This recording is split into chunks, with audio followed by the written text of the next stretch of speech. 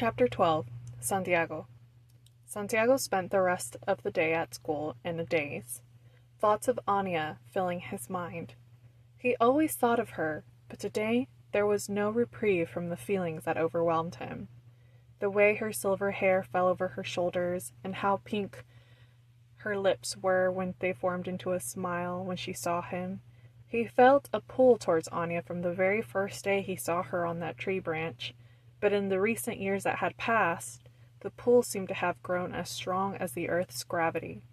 He could no longer deny how he felt, but he certainly couldn't act on it. After all, he was only 13, and she was 15 or 16.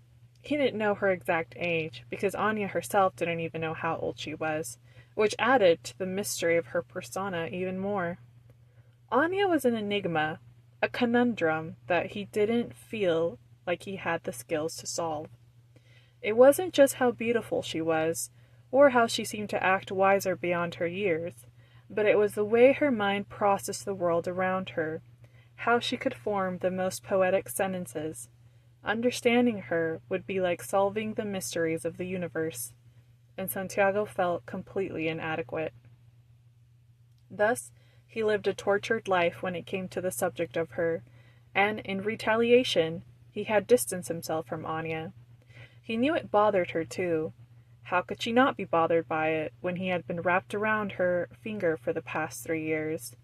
Yes, he knew he was upsetting her, but there was something so addictingly sweet in seeing the person you desired most fret over you.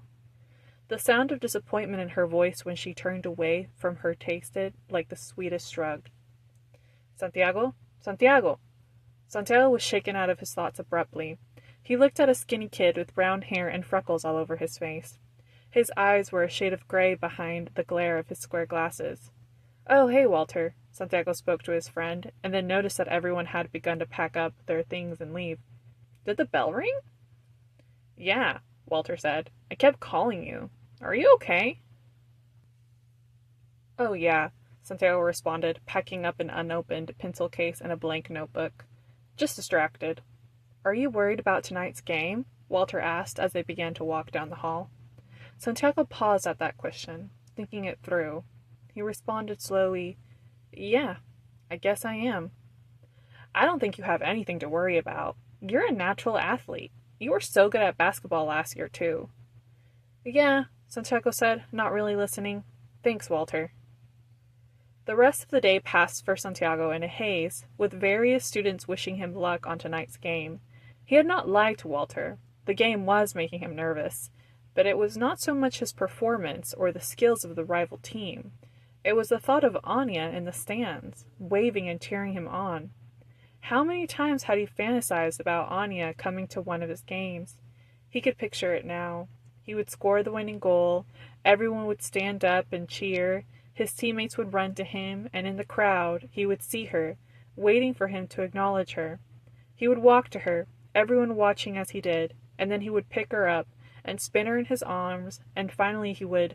Thoughts stopped abruptly as he tripped down a staircase in the corridor, almost slipping the rest of the way down, if it hadn't been for Walter, who caught his backpack.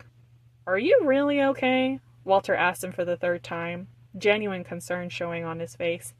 "Yeah," Santiago reassured him for the 3rd time, trying to clear his head of the fantasy. When the time came for the team to get ready to play, Santiago was in the locker room, staring blankly at his jersey, while his teammates talked and joked loudly about the game that was about to be played. "You really don't look okay," Walter said, swapping his square glasses for his sport ones. Santiago shook his head, as if trying to put his brain back in place. "I'm fine, really. Didn't you say your dad was coming today?" Santiago asked, trying to think of anything other than Anya. "Oh, yeah," Walter smiled nervously. "I honestly can't believe he's here. He never comes to any of these games. He's always working. I hope I don't look too dumb out there. I thought joining the school soccer team might impress him." Santiago gave Walter an encouraging smile. "I think you'll do great. You've been practicing harder than anyone on the team." "I'm still not as good as you, though," Walter said nervously. Santiago shrugged. "I used to play sports at my old school, but I've never met anyone as smart as you, Walter. I don't think there's a book in the world that you haven't read." Walter beamed at Santiago's compliment, attempting to hide a blush. Santiago! Santiago turned to look at the coach, an older man in his 60s, standing by the locker room entrance with a stern look on his face. Yes, coach? Santiago asked. There's a young lady here to see you. I think she wants to wish you good luck, he said gruffly.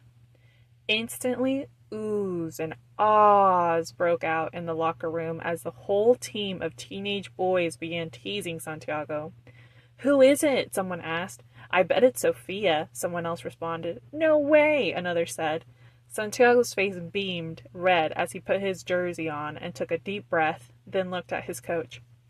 5 minutes, his coach told him sternly, but Santiago thought he could see a hidden smile behind the old man's eyes. Santiago tried to calm his heartbeat with every step he took. He opened the door to the men's locker room and found the girl leaning against the wall. She was wearing khaki cargo pants and a black long-sleeve top that fit her like a second skin. He was surprised to see that she had somehow managed to tuck in all of her silver hair into a black bucket hat.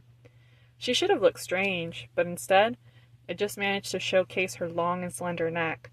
A golden necklace of La Virgen Maria hung neatly between her collarbones.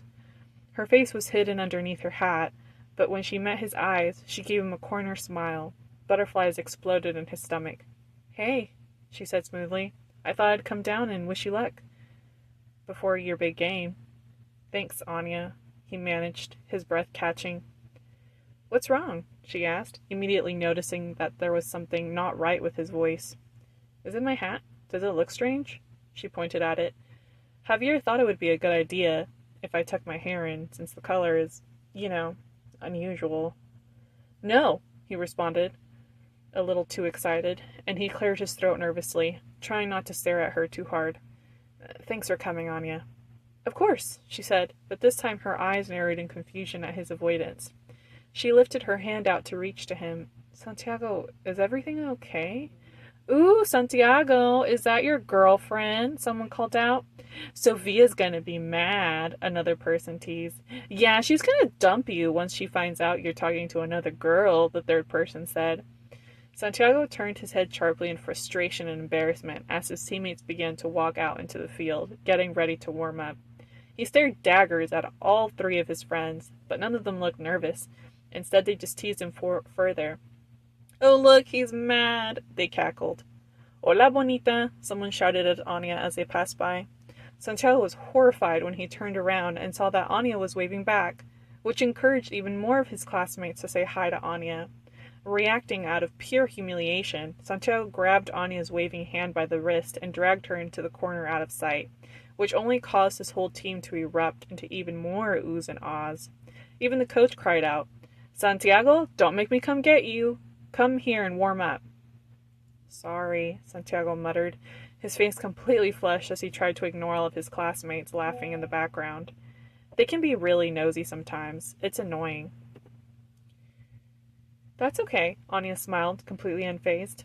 It must be nice to have so many friends, she said, then slipped her wrist out of Santiago's grip and grabbed his hand, her cold fingers folding over his warm ones. I've missed seeing you around, she told him, her green eyes boring into his, and there was something so tender about it, almost melancholic. Santiago's heart began beating like thunder, and he envisioned taking a step closer to her, taking her other hand and telling her that he missed her too, so much that it ached. Santiago, I'm coming over there, the coach word snapped Santiago out of his thoughts. He quickly let go of Anya's hand. I've got to go, he mumbled, starting to walk away. I'll come behind you after the game, okay? All right, Anya smiled. I'll be cheering you on from the stands. He paused at her words. They still sounded so sad. And what was he doing? Why was he acting like a jerk?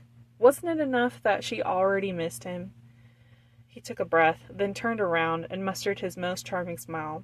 I'll score a goal for you. He winked at her, and then continued walking as if he hadn't just done something embarrassing. Anya stood back watching him. She had been taken aback by the smile-wink combo, and she couldn't help thinking how much she wanted to see it again.